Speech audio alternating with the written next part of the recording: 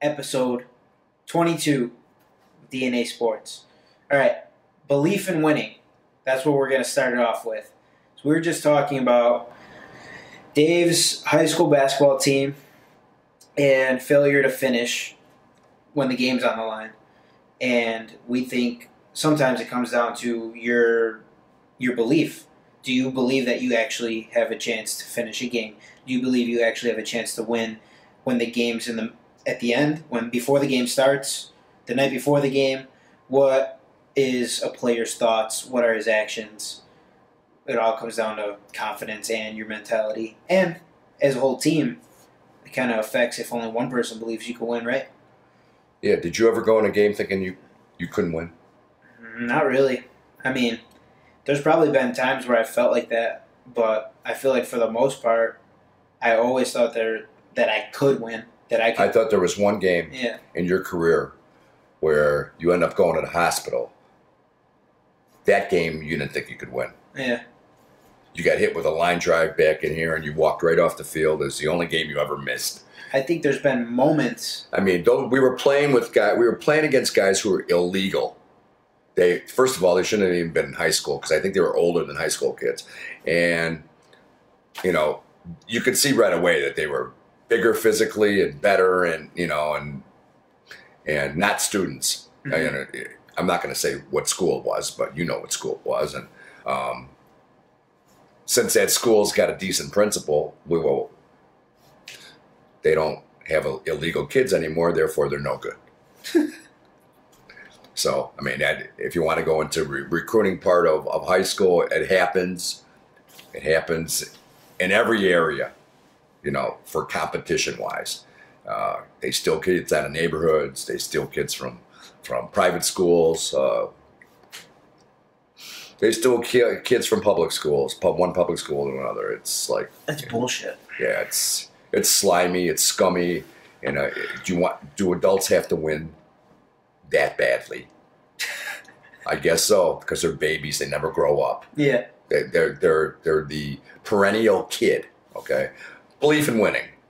But no, I think for the most part, I always thought, I could win this game. Or, I mean, I don't know if I always thought that my whole team thought that, though, Like, I don't know that I was always playing on a team where every single one of the guys thought, we could win. And that's the key to be successful in sports, when everybody, like you've said many times, is on the same page when it comes to team goals and what your purpose of being out there for is. Yeah, because I mean, even I've had moments where I'm like, oh shit, like we're really in for it now, but that moment never really sticks. It just kind of, I mean, everyone has their ups and downs of their mentalities being in a shitty place, but I think for the most part, part of me being so competitive was just like, okay, I'm going to go out there and I'm going to put the ball right there and let's see what you can do. Yeah, I've never seen you back down from anybody, but you see the physical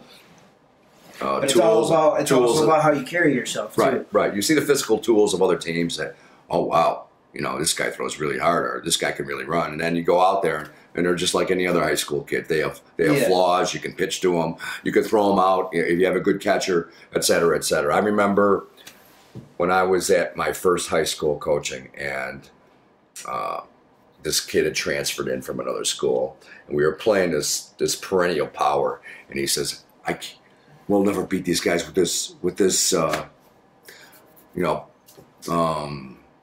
small stadium that we're in, they'll hit home runs out of the ballpark, blah, blah, blah.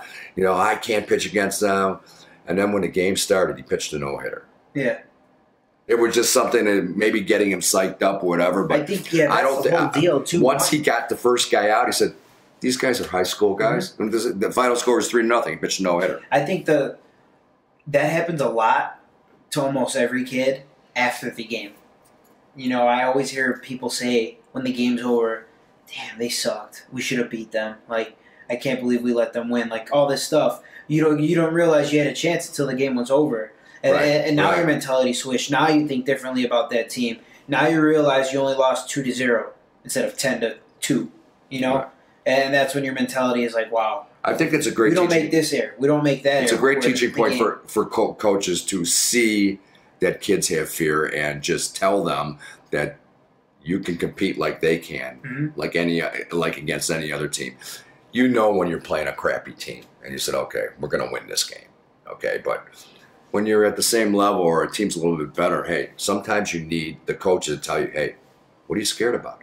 Yeah. It's fun. It's baseball. It's basketball. It's football. Go out there and and do your job. Do what you do best. So I think it's really advantageous to have a coach that understands. They could almost put themselves in the kid's shoes. Because, absolutely. I mean, the moment you understand that fear is real, fear exists, even though it could be something as silly as a baseball game. I mean, the moment you can understand that, you can put yourself in their shoes and be like, we don't even need to worry about any of this. No. We just worry about ourselves and be competitive against ourselves, and it doesn't even matter who the other team is. They could be a bunch of giants. Yeah. And we had a situation today where the Frostoff team played before us, and they were losing 16-3. They had scored 3 points in the first 9 minutes of the game because they didn't believe that they could beat this team. And all of a sudden, some shots started going down, and they got a couple of steals, and they made a couple of good plays. And these guys make mistakes like we do. Yeah. And and they ended up like they lost by 1, but they had a 5-point lead with 2 minutes to go. So it's just belief in your teammates, belief in your talents, and then it has to be like if there's doubters, you have to catch that as a coach. Yeah. And who are the biggest doubters? The younger the player, the more the doubt. Because when you succeed, everything's gravy. But when you fail is when you need a coach. Okay, And you don't need your parent telling you or an adult saying, "Oh, that's okay. That you messed up, and you let your teammates down by not paying attention in practice, and you got scared of the other team. But that's okay. It's not okay. And a lack of hard work too. And a lack of hard work. Regardless of age, if you don't work hard, you're a doubter. Right. Whether you say it or not, because this is what aligns like the belief that you can win and the confidence and good team morale and all that shit. That's when the stuff in your head aligns with who you are as a person, because when you work your ass off and you take 1,000 shots in the gym and you take 1,000 reps in the cage, you're pretty confident that you're gonna get a hit, that you're gonna hit a 3, So it's like that's when that stuff starts to really align. You don't work hard. Why should you have the confidence to go out and beat a team full of 6'5" kids? Well, if you're not prepared for a test, math test, English test, let's say you're going for your PhD, you're not prepared for your oral, are you going to succeed?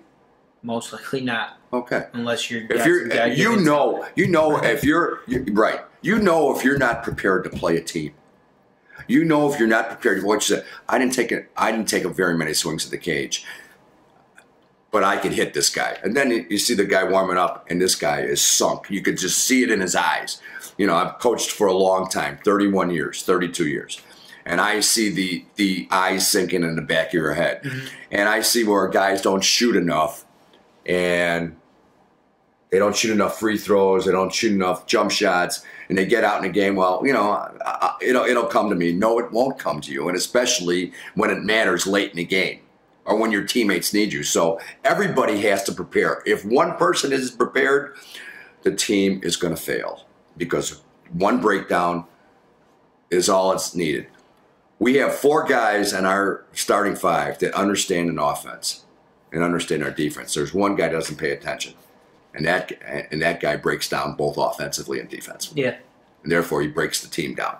It's just like, okay, we got a pitcher. He's just throwing fastballs. And we're going to face a fastball hitting team, and he has no alternative pitches because he doesn't want to work on it. He's not prepared. So the coach is going to just send him out there anyway. So, you'll throw him by the guy. Well, 10 runs later, he's out. Yeah. And that's the other thing, too. I mean, why should they work hard if they're not being held accountable, Right. Some people have that motivation where they hold themselves accountable, but as a coach or a teammate, you got to make sure that other guys are doing what they're supposed to because they're going to get sent out there. And not only do they perform well, I'll give our varsity coach a lot of credit. You know, I'm an assistant on the varsity, and I'll give him a lot of credit this year that he's not playing guys that are crappy in practice. Mm-hmm. Usually he just says, okay, you're a senior, get out there and see what you can do. He's not playing them if they're not running the stuff in practice and they're not executing as much as they try. They don't get it. They're a half a step behind, and he's not playing them. So meanwhile, we're playing 6 or 7 guys. Yeah. And these guys get tired, and I never got the tired thing. I never got tired. I'm 14, 15 years old. I can run all day. Mm-hmm. And 16, I never got tired. And so I don't get it. I said, how do you guys get tired? And they work out. Yeah. And what is they don't play enough. Yeah. Well, that's just 100% true, because we know already that kids my age, kids a little bit older than me, and kids younger than me don't go, literally, they just don't move. They don't move. So and they have to have stuff planned for them. We used to play on our own, okay? Oh no, it's all day long too. All day long. Now, you grew up the same way I did. Okay, I played every form of baseball possible, and I threw a lot, and my arm never got sore. Mm-hmm.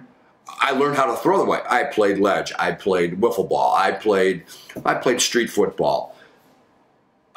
That's not a form of baseball, of course, but it helped my throwing. And well, it's just all movement. Let's get back to why we brought this up. You're like, I don't understand how they get tired.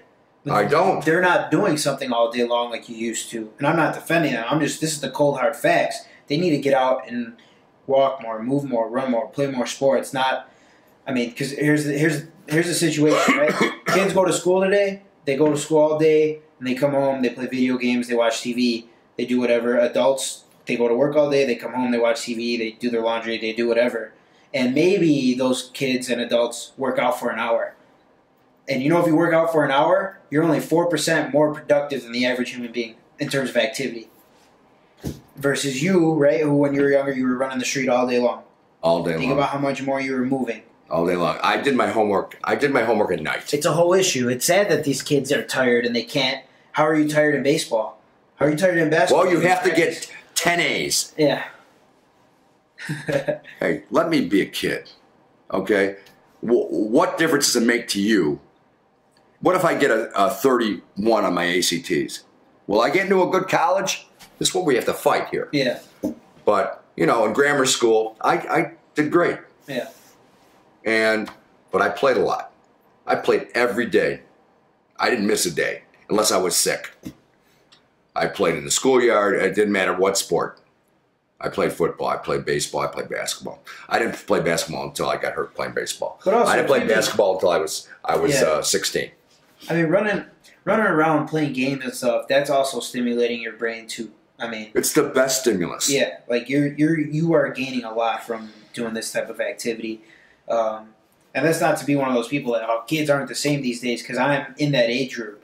And I know damn well that I don't move enough like I used to. When I was younger, I was always outside too with my friends. But, I mean, working out for an hour or half hour, that's just not enough. I know the world isn't as safe, and it's not as accessible.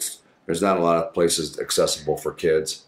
But you can use your imagination. Yeah. I mean, there used to be fast pitching boxes in every schoolyard, and we played fast pitching every day. Oh, but don't even get me started. Because there's a lot right down the street. It's gone now. They're building something in there. We paid 9 cents for a rubber ball. 9 cents, and it would last. We would buy 3 or 4 balls, and it'd go. It would just be a blast. And you learn how to throw. You learn how to hit. We even had fielders out there, so and it was constant. Okay, we're done with this. Let's go play ledge. Let's go play pen or whatever. Let's go play wiffle ball. If we could find enough guys, well, right field will be out. Yeah. If you want, and just to tie this back up, if you want to not be tired in practice, move more. Yeah. If you want to move more, don't think that the social norm is what is acceptable for moving, right? Because a half hour, an hour, that's not enough.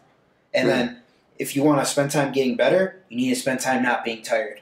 Yeah. So move more. That's the bottom line. You got to get out. You got to exercise. You got to run. You got to do your Get your lazy ass off the couch. Stop with all that crap that you eat. And hey, I had fries and Cokes back in the day. They don't do that anymore. Oh, let's have your box of juice and all that other healthy stuff. You know, I ran it off anyway. It didn't matter what I ate. I was going to run it off. They don't run it off. Yeah, well, yeah, they're still eating the same shit. You're just sitting still. Yeah, well, you know, you guys want a Coke? We don't drink Coke anymore. We have Gatorade. We have G2. We have, you know, Powerade. We have That's the best thing, though, because if you're sitting there drinking Gatorade, you're still overloading yourself on sugar. Yeah. That's going to turn into fat anyways. That's right. So I mean, don't get me wrong, there's a lot of bad chemicals in Coke and stuff, but if you're sitting there... Tastes awfully good. Gatorade's meant for someone... That's a plug for Coke. Yeah. Gatorade's meant for someone moving. Playing sports. That's why it's always on a commercial with a football player. Right.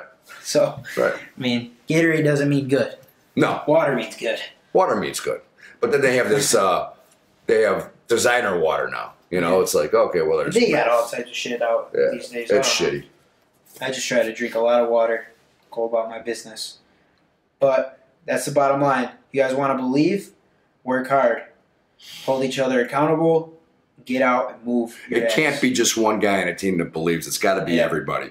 And, you know, leaders of the team have to step up and say, hey, if you don't believe that we can win, then don't be out here. And we'll tell the coach that, you know, you don't think that we're better than the so-and-so team. You have to go out there and believe your ass off that what you're doing is the right thing to make your team successful, whether you're using your talent the best way possible to make your team better. Not everybody's going to be a superstar. And there's two dugouts, right? The other team's always in the opposite dugout. Just worry about what's going on in yours. Focus on your team and how you're going to get better. Execute. And that's how you beat your opponent. Yeah. That's the bottom line. Mm-hmm. Signing off. Episode 22. Gone. See you next time. And I hope you guys had a happy holiday, and we'll see you very shortly.